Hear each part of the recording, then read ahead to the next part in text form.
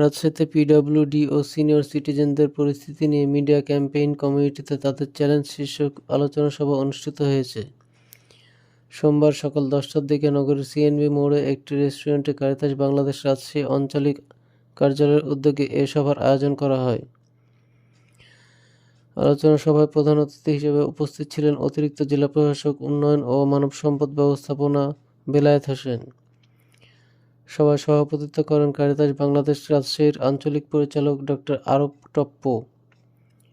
মূল প্রবন্ধ উপস্থাপন করেন রাজশাহী বিশ্ববিদ্যালয়ের সমাজবিজ্ঞান বিভাগের অধ্যাপক ডক্টর মুন্সী ইসরাইল হোসেন। অনুষ্ঠানে বিশেষ অতিথি হিসেবে উপস্থিত ছিলেন কারিতাস বাংলাদেশের সাবেক সভাপতি ও রাজশাহী ধর্মপ্রদেশের বিশপ জেরভার রোজারিও, রাজশাহী মেট্রোপলিটন পুলিশের উপ-পুলিশ কমিশনার মোহাম্মদ আবুল কালাম সাহিদ। অনুষ্ঠান সঞ্চালনায় ছিলেন জুনিয়র কর্মসূচি কর্মকর্তা এসডিডিবি আগস্টিন রাতিয়া নুনিয়া।